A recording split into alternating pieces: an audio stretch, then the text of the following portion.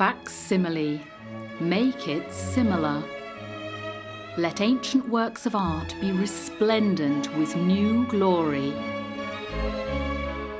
When Dr. Franz Kirchweger removes the Coronation Gospels of the Holy Roman Empire from their showcase, he does so only for a very special purpose: to create a faithful replica of this work of art, a formidable challenge for Munich's Facsimile Verlag.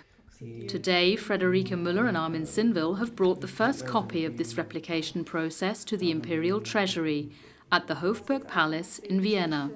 A monumental work, the Coronation Gospels feature 236 parchment leaves dyed purple and portraits of the four evangelists. But is this facsimile truly a perfect copy of the original? The lavishly decorated cover in particular was long thought to be absolutely incapable of imitation.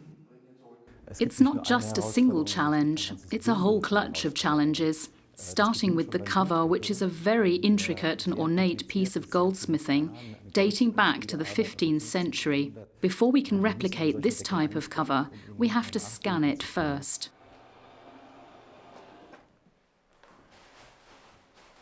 Especially the parts raised in relief caused many problems for the engineers. A 3D scan was necessary to map the cover of the Coronation Gospels and measure each of the parts individually. After the book's coordinates were taken at the Vienna Hofburg Palace, it was off to the French-Swiss town of Avenches for the next step of the production process. That is where museum restoration expert André Glauser worked on the cover's relief elements. They were cast in bronze and then gilded. In a galvanic process, the cover itself was made of copper and then also gilded. After working on a project of this kind for such a long period of time, and after having solved so many seemingly insurmountable problems, the cover has now become as familiar as a friend. And indeed, that's a very good feeling. Lore has it that every king of the Holy Roman Empire of the German nation swore his oath of office with his fingers resting on the first page of St. John's Gospel. The tradition dates back to the 13th century and began with Otto III. These Coronation Gospels have been attributed to Charlemagne.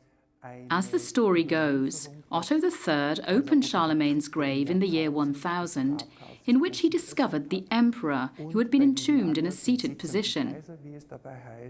He found objects in the grave, which in fact he is also believed to have subsequently removed from it. According to legend, Charlemagne's Gospel book, dating from the 8th century, was among these objects.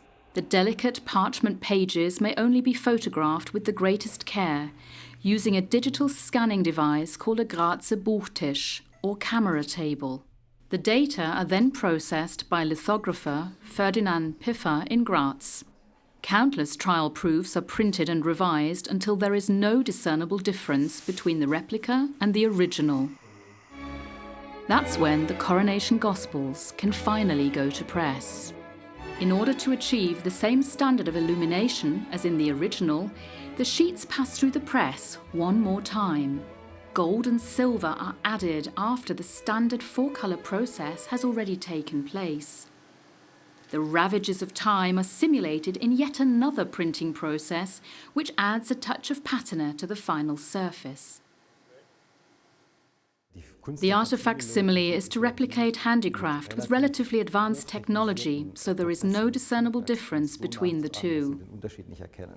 Despite all the sophisticated technology, one task has remained unchanged throughout the centuries.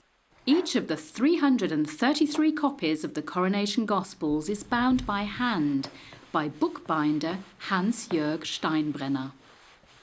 This is the most expensive and elaborate facsimile we have ever made at Faksimile Verlag. The Coronation Gospels are themselves a piece of history.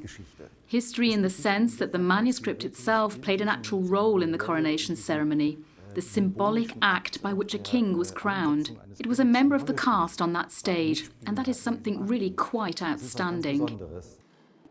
When Dr. Kirchweger returns the original to its showcase, he is quite certain that it contains the Coronation Gospels of Charlemagne.